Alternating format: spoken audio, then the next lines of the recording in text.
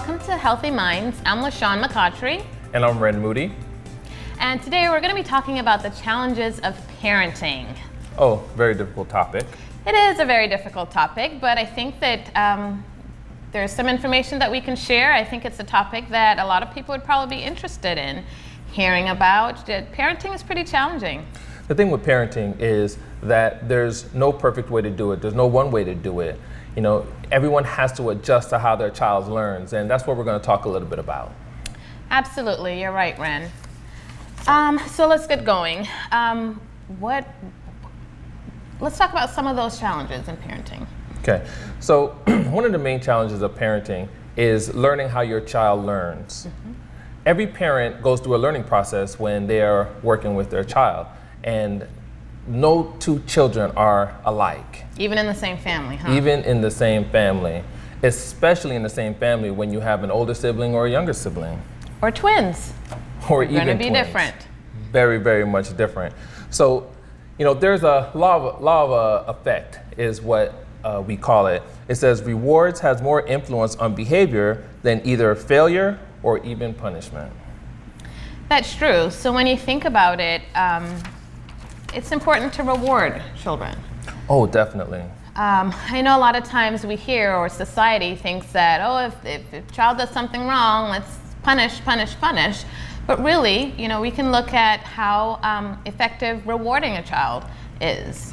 Positive reinforcement is probably the key. Mm-hmm. It's easy to punish children, but when a parent uses their skills and their tools to reward behavior, it actually does the opposite effect, so that kids respond better, because that's what we really want. We really want to motivate kids. We don't want to punish and to take away their enthusiasm or their drive. We want to encourage behavior. And by doing positive reinforcement, we encourage the behavior that we want and not necessarily encourage the negative behavior we don't want. That's true. I see parenting as you're teaching, you're coaching. You know, your children are with you for a limited amount of time. And so the idea is you're preparing them for society. You're preparing them Yes. to function well. And so it's our role as parents to ensure that they're prepared for that. Again, it's not easy, but there's some specific things to keep in mind with that. Definitely, Sean. The one thing I do want to point out is when we punish, of course we want to avoid that as much as we possibly can. But the thing about punishing children is how it douses their enthusiasm. So someone who may not necessarily be encouraged by, let's say, corporal punishment. You don't learn by corporal punishment or yelling real loud. As parents, we have to figure out a different way to interact and engage with our children. That's right. It takes skills. That's why they offer parenting classes and things like that, because it requires skills. It requires patience. It's easy, like you said, to yell or to throw something at a kid to get their attention. That doesn't really require any skill, right? Definitely. So yeah, it is about learning how to go about getting your child to change a particular behavior that they're engaging in. I was reading and saw online about the difference between discipline and punishment. Of course, we use it interchangeably, but really discipline is, you know, teaching. It is. Teaching, whereas punishment, like you said, it's just very negative, and it's getting a child to stop a behavior, but in a negative manner. So let's talk about how we get kids to learn a different process, because that's very important for parents to understand. Children, they learn a process based on how the parents function. So let's talk about that operant conditioning, how children learn to interact with each other. They learn a lot of that by their environment, how they interact with others around them, society. That's how their behavior is learned. What about reinforcement? When parents, and I see this quite a bit, when parents behave and interact with each other, I don't think parents realize that how they interact with each other is reinforcing a behavior in their children. It's teaching them. Yes. It's teaching them when your parents are interacting with each other or with a neighbor, kids are watching, they're learning how to interact with others as well. Especially when a parent is interacting with their own child. If a parent uses, back to the punishment, corporal punishment in particular, then you have to assume that a child may use that at school as well. Absolutely, because the child is learning that it's okay when I do something wrong, I get hit. It's okay if a kid or peer is being mean to me. It's okay for me to hit them because that's what happens at home. That's what happens with me. And so they can learn that negative behavior. So what we want to do as parents is we want to reinforce the tools that we practice as adults. Absolutely. And I think that once parents realize how important their own personal interaction is with their friends, with their colleagues, and especially with their children, children are going to model that behavior. And I'm glad you bring that up. It's about modeling. What is modeling? Oh, well, when you model a behavior, you're being an actual example to what kids should do in a time when they may be confused or when the situation may be difficult for them to handle. So we model behavior for our children so that now they learn how to deal with tough situations. Absolutely. A lot of times in the homes, like you mentioned, in interacting, with a partner or with a spouse, you have to be careful with that because, your child is looking at what that looks like and how they interact with their friends at school as well. Now, what's important to understand is when we model certain behaviors, we're rewarding certain behaviors as well. So if a child is ignoring what you're saying and a parent is saying, look, I want you to listen to what I'm saying, so won't you have this soda or this ice cream so that now we can talk? Now you're rewarding what type of behavior? Negative behavior, of course. So parents have to be aware of what type of behavior they're rewarding and also reinforcing. Absolutely. I like to say, in terms of rewarding, I use this term, it's not specific to me, I've obviously heard it before, but catch them being good. That means that when a child is exhibiting behavior that you like or you'd like to see, that you let them know, that you tell them about it, that you reinforce it, that you praise them for exhibiting that behavior. Oh yes, and I know we love our kids, we want to do right by our kids, but it's really important for parents to realize that positive behavior could give a negative effect. That's really important to remember.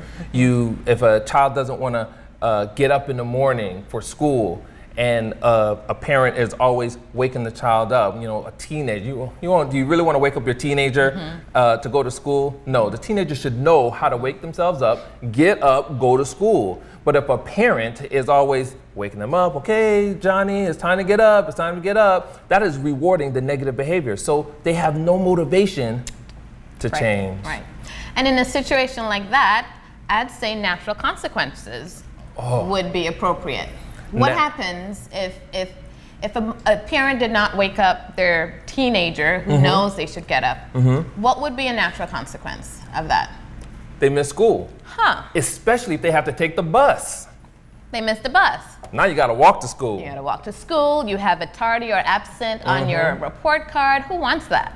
Yes, exactly. So this is the type of behavior that parents don't want to reward by just trying to be nice to their children. Yeah. It could have a negative effect. It definitely, can. Sean. It can. Definitely. It can. So the good behavior, we definitely do want to reward. Good behavior. Absolutely. Good behavior, we want to reward, we want to reinforce. Reinforce it, exactly. Definitely reinforce that good behavior by doing a slew of things. Good behavior could be rewarded by a hug. Good behavior could be rewarded by acknowledging how good they're doing. That's right. It's that simple. It doesn't take much to give a reward to children who are actually doing a good job.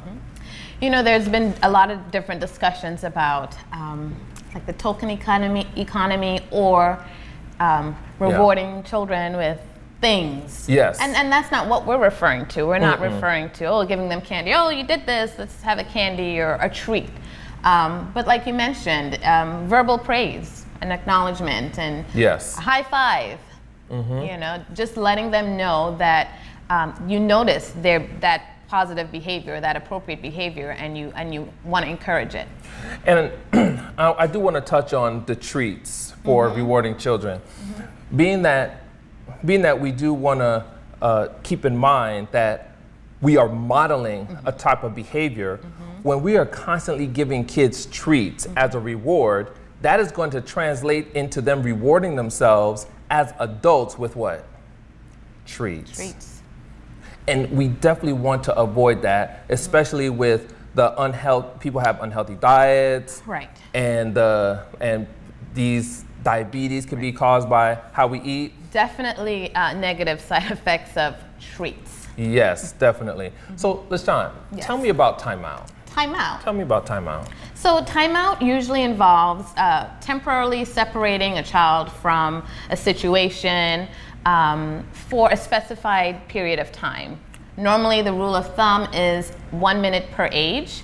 And so the idea of that is, you know, if there's some misbehavior or inappropriate behavior going on, just kind of separating them from that activity, from that whatever is going on. Give them a time to process what is the behavior that is unwanted. Right.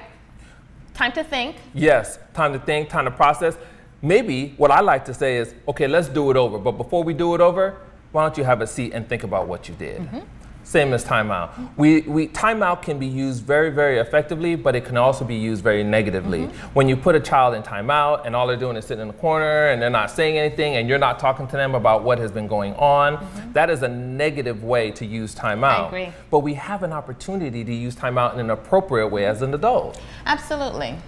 So when you have a child who needs that time to process what is going on, I think it's very important that any caregiver, teacher, uncle, aunt, parent, takes that time to sit and talk with that child about what put them in this situation. Absolutely. It's a teachable moment. You know, this is what is going on. This is what, you know, talk to them about what's expected when they return to the situation.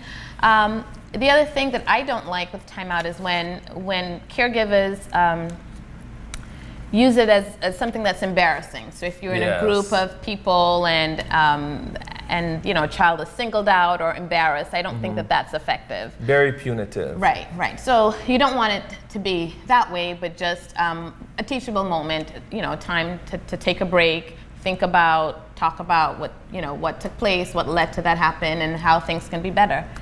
I agree, LaShawn. And you know what, before we leave, I think it's important that we talk about failure. It's a very difficult thing to talk about in terms of even adults, but especially with kids, because they process failure differently than adults. And some adults have a hard time even processing it effectively. When we think about failure, we always think about, well, the term failure, we always think about how much we didn't do it right. That it is how much we didn't do it right, what we could never get right. It is just such a difficult thing for especially a child to work through and process. That's right. I think it's important for kids to understand that failures it's a part of life. It is. And matter of fact, we should actually walk our kids through failure because sometimes not doing it right is an opportunity, it's an opportunity to help kids to learn how to transition. When kids learn how to transition appropriately, they realize that the things that we considered failures are just what you said earlier, LaShawn, an opportunity to learn. Opportunity to learn. That's all it is. Yeah. And it requires talking them through it, coaching them through it, and letting them know it's okay. And they have another opportunity to try at it again. So it's a positive experience. Of course, there's going to be some hurt feelings. Sure. You know, And you acknowledge that. of course we acknowledge that. We acknowledge that, of course, there are hurt feelings, but we also acknowledge that it is a learning opportunity for them to do it better and differently. Absolutely. And I love it when I see parents who are saying, look, all right, it is okay that it didn't go your way. That's okay. How are we going to do it differently? What are we going to do differently? What are you going to do differently? Yeah. And I think that's important, just kind of talking through that. Because if if you're punitive, saying, oh, let's talk about grades. Oh, they didn't get an A or B, or they failed a class. Oh my goodness, that's the hard part. It's hard, and it happens. We're not going to pretend that it doesn't happen. We're disappointed, we're hurt. But again, it's an opportunity. Hey, dude, what can you do better next time? What can you do differently next time to get a different outcome? Yeah, children are aware of their surroundings. They're aware of people who are doing it well, people who are not doing it well, and they're going to try and frame it in a way where they're part of a certain category. They're going to try and frame it whether they are part of the people who are doing it well or the people who are not doing it well. Right. But it's up to us as parents to Absolutely. say, look, it doesn't matter who is doing it really good. It doesn't matter who's not doing it really good. The question is, how are you doing it? That's right. That's the question. How are you doing it? That's right. And don't compare your child No. to anyone else. Your child is specific, And special. and special in their own Kids way. need to realize that they are special in how they do things. That's right. And before we end, Yeah. LaShawn, I'll tell you this. What I love about parenting classes the most is that we teach parents that even though the situation may be unique, there's one thing that they have to remember over and over and over again, over and over again. It is extremely important to remember that your kids are watching you and the surroundings and the environment that you create for your children. That's right. That environment helps create safety for our kids. Yeah, which is very important. Very, very important. Yeah. Well, we talked quite a bit here about Yes. parenting, and so we hope that you've gained some insight into some of the challenges. There's no right or wrong way, but if you're a person who's struggling with parenting a particular age or age group, reach out to parenting classes, reach out to counseling services, because there are some great ones there that would provide the skills that you need. Definitely. Thank you so much. Thank you.